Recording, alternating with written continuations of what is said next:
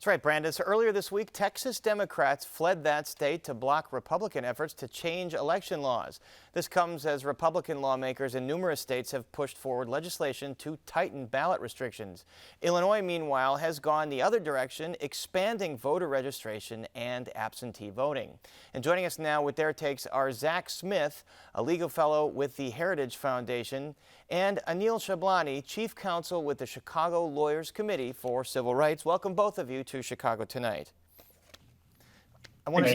Thank you for being here. I want to start with you, ANEEL. What is concerning to you about that bill in Texas and about some of these other bills being considered or passed across the country?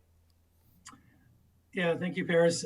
We are really concerned about the Texas bill, and Texas is not alone in these efforts to restrict voting rights. So just in 2021, there have been at least 33 new laws that have been passed restricting voting rights, restricting access to the ballot, from all things including limiting early voting hours, eliminating mail-in voting options, removing drop boxes. So all of these efforts that are really putting up burdens for access to the ballot that disproportionately affects certain groups. And we're concerned about that trend, and we're concerned that at a time where we should be promoting civic engagement and the broadest access of the exercise of the constitutional right to vote, we're seeing states head in the other direction. And ZACK Smith, Republicans predicate these laws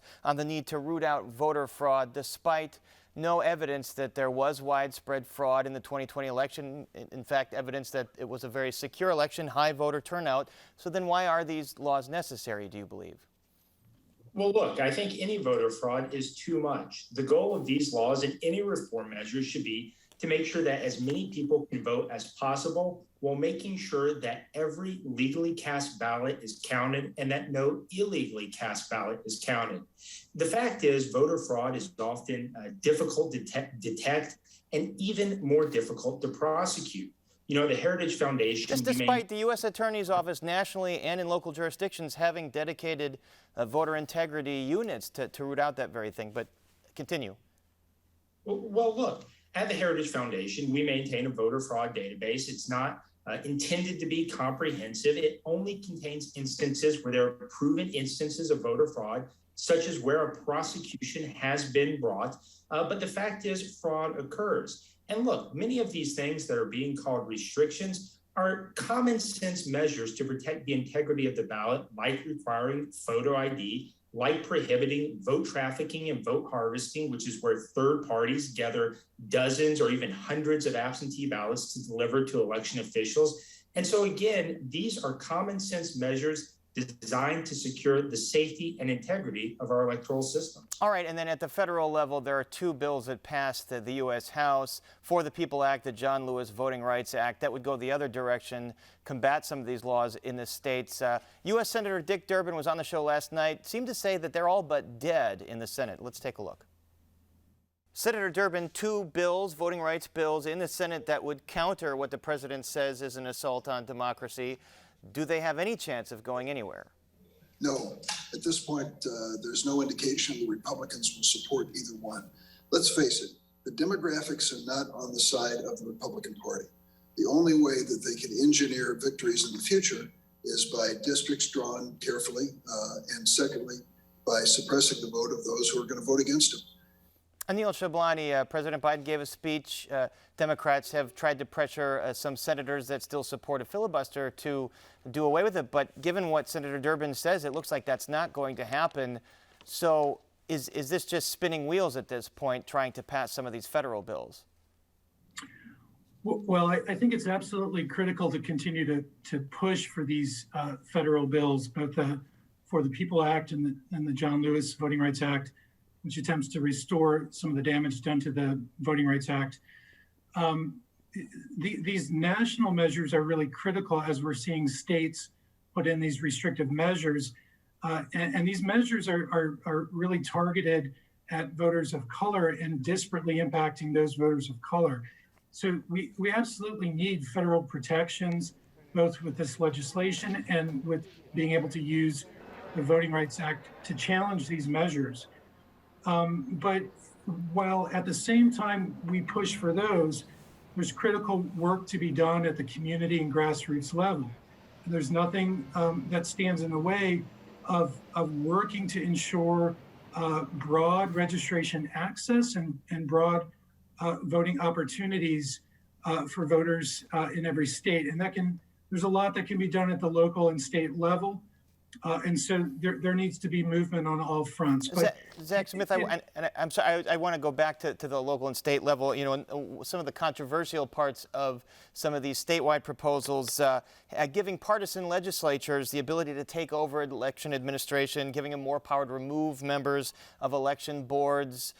Should that be concerning to voters?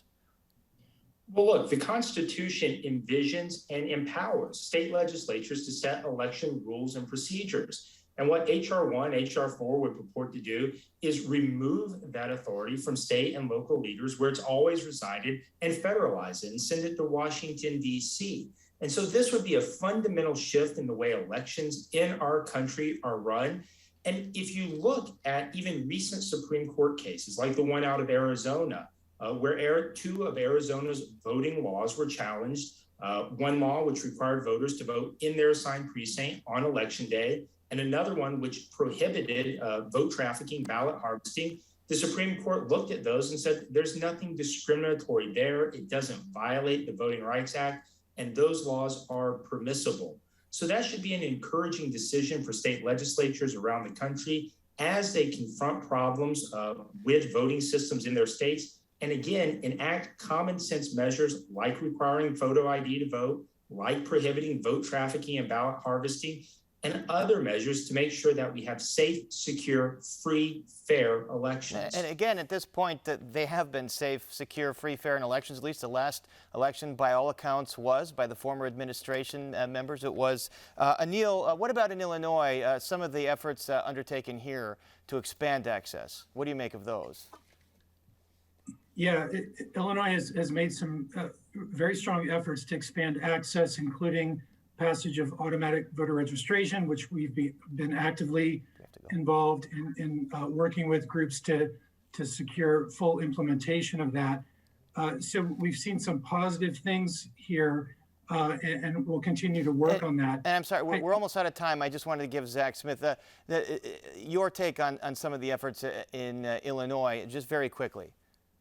Yeah, look, automatic voter registration, permanent absentee rolls, like Illinois has enacted, make elections less secure. And so if Illinois wants to get serious about expanding access while maintaining the integrity of their election process, they should enact things like the photo ID requirement, empower the state to check their database against different federal and state databases as well. And if they do those types of measures, they can provide access while making sure that elections are safe and secure. All right, we'll have to leave it there for now. Our thanks to Zach Smith and ANEEL CHABLANI. Thank you so much. Thank you.